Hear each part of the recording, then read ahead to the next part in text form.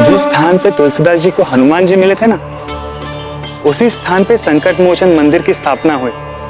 इसका अर्थ यह हुआ कि उस ब्रह्म राक्षसी की बातें सत्य निकली, यानी हनुमान जी थे जो उस बूढ़े व्यक्ति के रूप में आए थे। श्री गोस्वामी तुलसीदास जी कितने भाग्यशाली हैं कि उन्हें परम राम भक्त चिरंजीवी हनुमान जी के दर्शन हुए। हमें बताइए ना, क्या हनुमान जी ने उनकी सहायता की? क्या उन्हें कोई मार्ग दिखाया? क्या उन्हें बताया कि श्री राम जी उन्हें कब मिलेंगे, कहां मिलेंगे, कैसे मिलेंगे? बताइए, हम बहुत उत्सुक हो रहे हैं। जय हनुमान, जय हनुमान। आपके दर्शन के पश्चात मेरा समग्र धैर्य समाप्त हो चुका है। अब प्रभु राम जी के दर्शन बिना मेरे जीवन का एक एक क्षण एक एक युग समान बन गया है। हनुमान जी, बिना श्री राम जी के दर्शन के मेरा जीवन संताप बन गया है। कृपा कीजिए, कृपा कीजिए। एक बार मुझे प्रभु श्री राम जी के दर्शन करवाइए। कृपा कीजिए, केवल आप ही मेरी सहायता कर सकते हैं और कोई भी नहीं।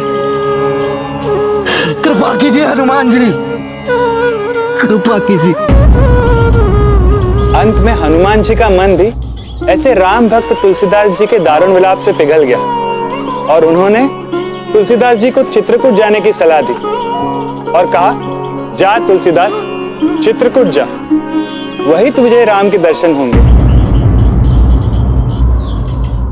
हमारी मां कहा करती थी कि अटल विश्वास और अथक प्रयास से हम संसार में कुछ भी प्राप्त कर सकते हैं, फिर चाहे वो प्रभु के दर्शन ही क्यों ना हो। गोस्वामी तुलसीदास जी ने हमारी मां के इस कथन को सत्य कर दिखाया। अब हमें पूर्ण रूप से विश्वास हो गया है कि श्री राम जी अवश्य ही तुलसीदास जी को मिले होंगे। हाँ, किंतु इतने सरलता से नहीं हुए ना राम जी के दर्शन। समझ ही नहीं पाए वे प्रभु की लीला को, पहचान ही नहीं पाए वे राम जी को। आसानी से दर्शन नहीं हुए। हम समझे नहीं, मतलब? हनुमान जी की बात मान तुलसीदास जी चित्रकूट में ही राम घाट पे एक आश्रम में रहने लगे। उनके तो जीवन का मानो एक ही उद्देश्य बन गया था, श्री राम के दर्शन। उन्होंने अपने जीवन का हर पल राम जी के दर्शन की प्रतीक्षा का पल बना डाला।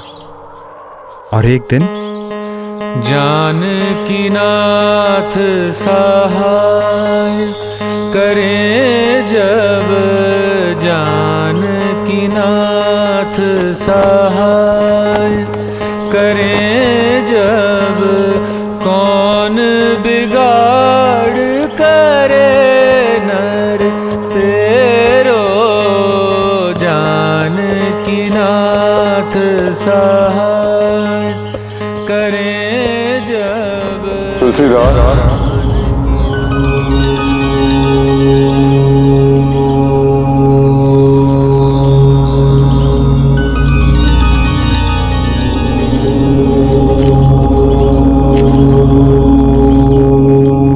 हनुमान जी, क्या हुआ? पहचाना नहीं? ये दो दिव्य राजकुमार यहाँ से गए थे ना, वही तो थे राम जी और लक्ष्मण जी। राम जी, राम जी,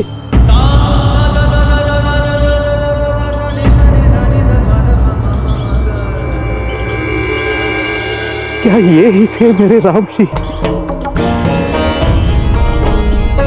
मेरे प्रभु राम?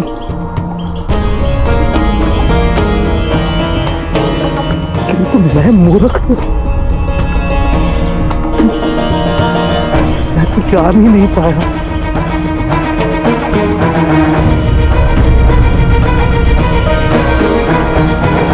हनुमान जी, ये कैसी लीला है प्रभु की। मेरे प्रभु राम लक्ष्मण जी के साथ मुझे दर्शन देकर चले गए और मैं मूर्ख उन्हें पहचान नहीं पाया। हनुमान जी, कृपा कीजिए हनुमान जी, बस एक अवसर और दिला दीजिए, कृपा कीजिए, कृपा कीजिए हनुमान जी। कैसी दुखद विडंबना है ये। गोस्वामी तुलसीदास जी ने अपना समस्त जीवन श्री रामचंद्र जी के दर्शनों की आस में व्यतीत कर दिया, और देखिए जब श्री राम आए तो वे उन्हें पहचान ही नहीं पाए। कैसी है ये प्रभु की लीला। हनुमान जी ने उन्हें एक अवसर तो दिलवाया ही होगा ना। हनुमान जी ने फिर एक बार सहायता की तुलसीदास जी की, परंतु तुलसीदास जी फिर भी नहीं पहचान पाए। फिर भी वो कैसे? हनुमान जी ने कहा, व्यर्थ विलाप से कुछ नहीं होगा तुलसीदास, मौनी अमावस्या तक करनी होगी तुम्हें प्रतीक्षा, और उसी दिन होंगे तुम्हें श्री राम जी के दर्शन। और मौनी अमावस्या भी आई, और इस बार तुलसीदास जी पूरे सचेत और सजग थे, और इस बार वे राम जी के दर्शन का सुअवसर नहीं गंवाना चाहते थे। एकैकमक्षरं पूषा महापातकनाशनम् ध्यात्वा नीलोत्पलश्यामं रामं राजीवलोचनं जानकी लक्ष्मणोपेतं मुकुटमण्डितम्।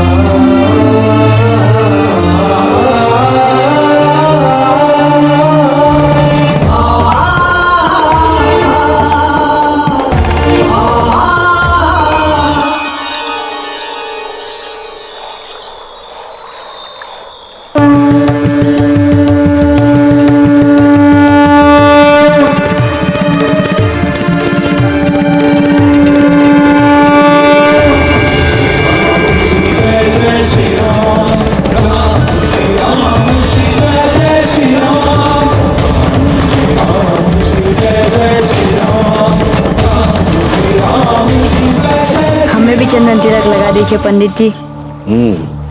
लगा देते हैं, लगा देते हैं।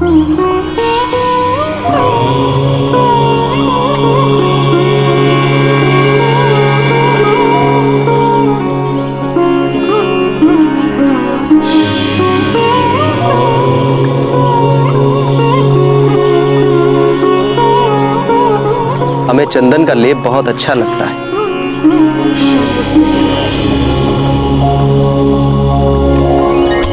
भगवान अपने भक्त को किसी भी रूप में, किसी भी आकार में, किसी भी भेष में दर्शन दे सकते हैं। मनुष्य, पशु, पक्षी, किसी भी रूप में। चक्रपाणी मिश्रा, हम जानना चाहते हैं कि क्या गोस्वामी तुलसीदास जी फिर से चुप गए? नहीं नहीं, इस बार हनुमान जी को लग गया था कि गोस्वामी तुलसीदास जी राम जी को पहचानने में चूक जाएंगे, इसलिए उन्होंने उनकी सहायता की।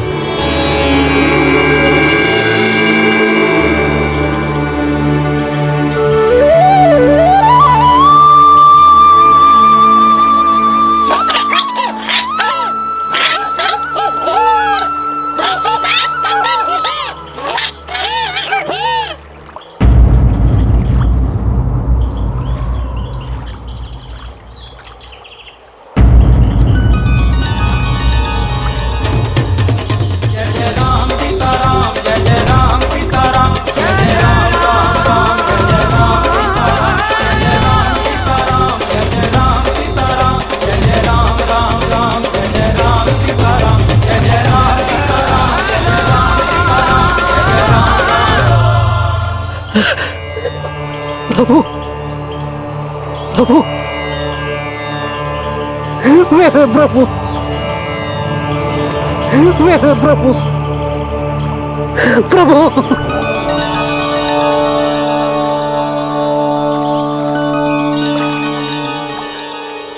उठो तुलसीदास।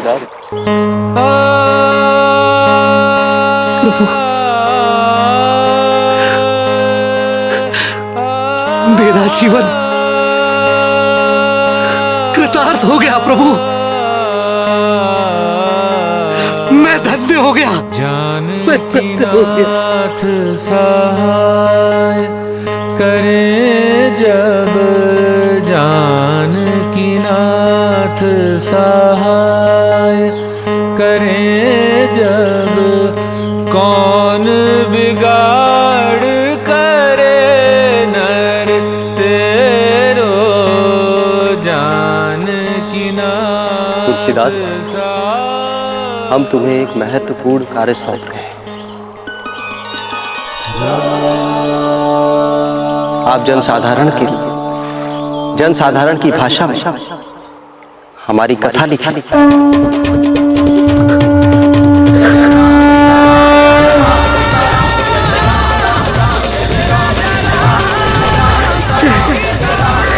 श्री राम।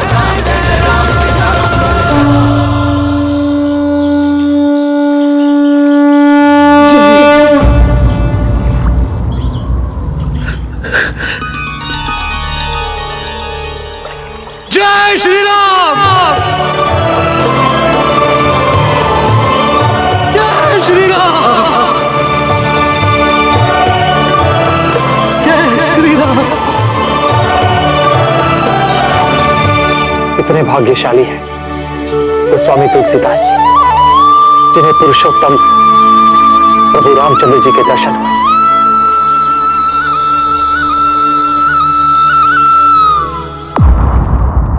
अब आपकी अगली चाल होगी राजपूत राजाओं को अजमेर में आकर आपसे मिलने का दावतनामा। दावतनामा? वो भी राजपूत राजाओं के लिए? हम तुम्हारी बात नहीं समझे सलीमा। हुजूर, जिसे अपना मुस्तकबिल संवारना होता है ना, उसे सबसे पहले अपने माजी से सबक सीखना चाहिए। माजी में कभी अफगानों ने तो कभी हमारे ही मुगल बिरादरान ने बगावतें की है, तो फिर क्या चाहते हैं हम?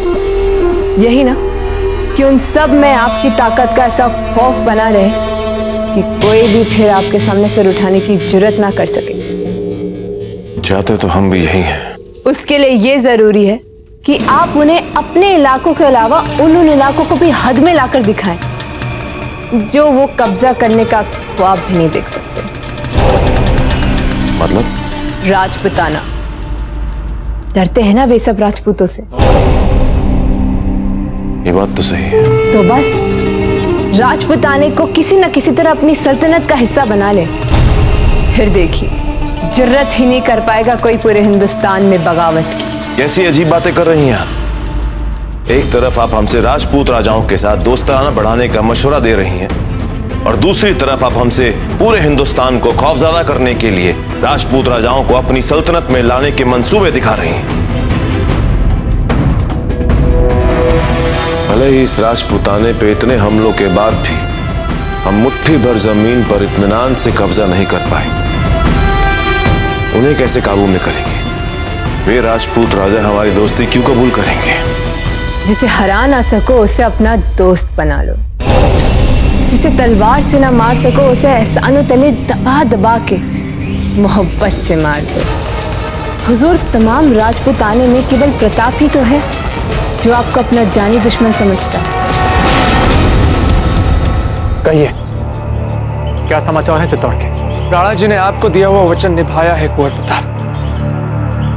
आपकी प्रार्थना का मान रखते हुए उन्होंने जगमाल को क्षमा कर दिया।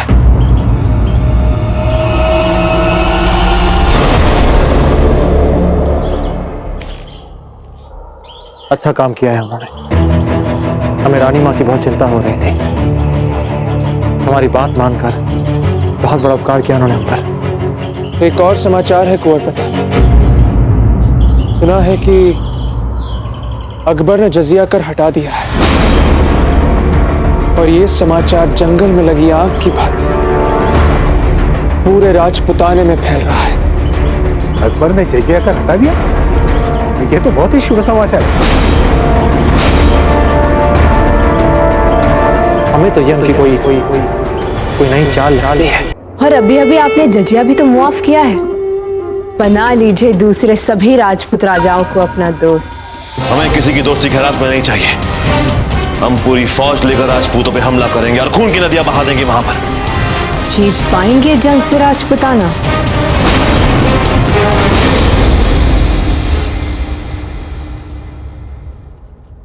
पर जरा सोचिए, अगर प्रताप को छोड़कर सारे राजपूत राजा आपके साथ आ गए तो सोचिए आपकी ताकत कितनी बढ़ सकती है।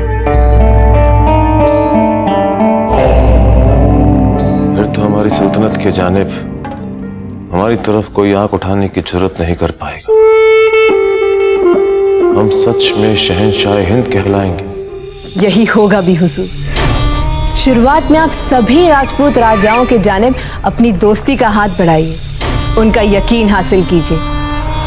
फिर आहिस्ता आहिस्ता किसी को मदद देकर, तो किसी को रुतबा देकर, तो किसी को तिजारती शिकंजे में फांसकर एक एक करके अपने साथ मिलाते जाइए। उन्हें दूसरी रियासतों से बचाइए, उनके साथ अपना कारोबार बढ़ाइए ताकि उनकी सियासत में आपका नाम बढ़े। और देखिएगा वो धीरे धीरे आपके एहसानमंद हो जाएंगे। वो दिन भी बहुत जल्द आ जाएगा जब कोई भी आपके बिना रह नहीं पाएगा। और अगर दुनिया ने राजपुताने को आपका मातहत मान लिया तो हो गया ना, फिर बिना लड़े ही सारा काम।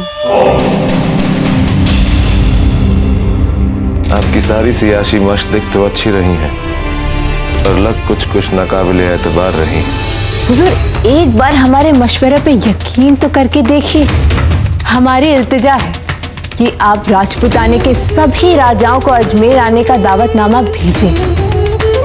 इससे आपको बहुत फायदा होगा हुजूर, बहुत। हम एक शर्त पर मिलेंगे राजपूतों से। और वो क्या है हुजूर? अगर आप हमारे साथ अजमेर चले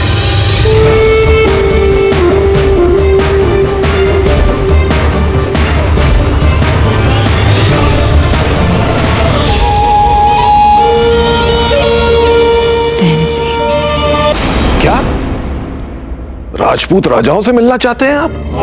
मगर क्यों शहंशाह, क्यों? दुश्मन है वो हमारे, दुश्मन। और आपका इस तरह उन्हें दावत देकर उनसे मिलना आपकी कमजोरी समझा जाएगा। खान बाबा, हम जानते हैं हम क्या कर रहे हैं। आखिर हमारा मकसद क्या है? अपने दुश्मनों को काबू में करना। पहले जरा अदब से उनके सामने झुकेंगे, मोहब्बत से पेश आएंगे, उनके पैर पड़ेंगे और फिर आहिस्ता आहिस्ता उनके पैर खींच देंगे। फिर आप देख लेना खान बाबा, एक एक राजपूत राजा हमारे मातहत काम करने में बेताब होगा। माशाल्लाह, ख्याल तो कमाल का है आपका शहंशाह। फिर भी न जाने क्यों हमें इसमें खतरा महसूस हो रहा है। हम भी चलते हैं आपके साथ। नहीं,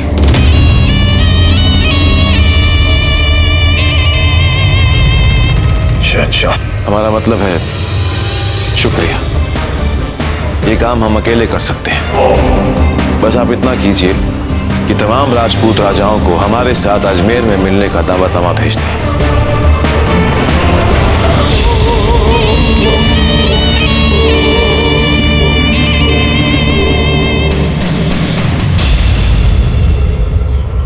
कुंवर प्रताप, तो क्या हम यहाँ से जा रहे हैं?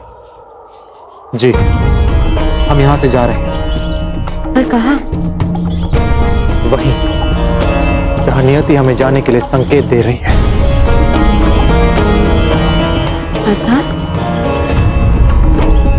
अर्थात हम काशी जा रहे हैं।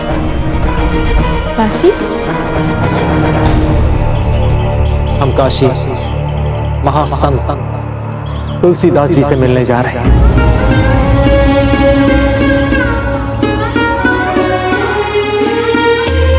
अशांत और अनिश्चय वाली मनस्थिति में हमें श्री गोस्वामी तुलसीदास जी के बारे में सुनने का अवसर मिला।